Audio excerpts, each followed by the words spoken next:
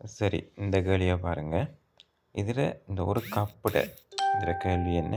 ஒரு கப்புட உயரம் எவ்வளவுன்றது தான் நமக்குரிய கேள்வி.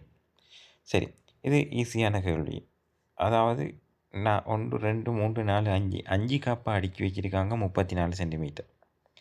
2 கப் அடுக்கி வச்சுருக்காங்க 19 சென்டிமீட்டர். அப்போ இதை எப்படி யோசிக்கணும் என்றால் பாருங்கள், இந்த மேலுக்கு அடிச்சிருக்கிற இந்த மேலுக்கு சின்ன சின்ன துண்டு இருக்குது தானே, அந்த மேலுக்கு இருக்கிற துண்டுகள், இந்த துண்டுகள் ஒரே உயரம், ஒரே உயரம். அப்போ பாருங்கள், இதை நாம் எக்ஸ் என்று சொல்கிறோம். ஒரே உயரங்கள் X X X X X மற்றது அந்த கப்போட உயரத்தை y என்று சொல்கிறேன். ஆகவே 4x + y 4x + y விளங்கும் நினைக்கிறேன். அதாவது இது எக்ஸ், இது எக்ஸ், இது எக்ஸ், இது எக்ஸ், அதே மாதிரி இதுவும் எக்ஸ் என்ற எல்லாம் ஒரே உயரம். இது கப்போட உயரம். அப்போ இது y, இது y.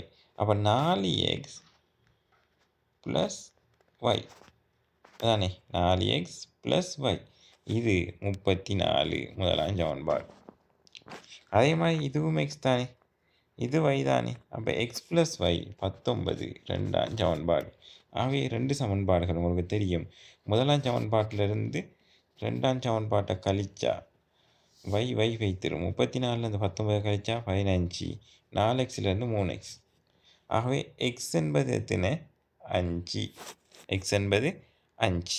எக்ஸ் 5ண்டா இங்கே 2ல் 1 எக்ஸ் இது 5, எக்ஸ் + y, எக்ஸ் + y நமக்கு 19 19. ஆகவே y எவ்வளவு? 14. ஆகவே இந்த y என்பது தான் என்ன? நம்மளோட இந்த கப்போட உயரம். ஆகவே 14 சென்டிமீட்டர். சரியா?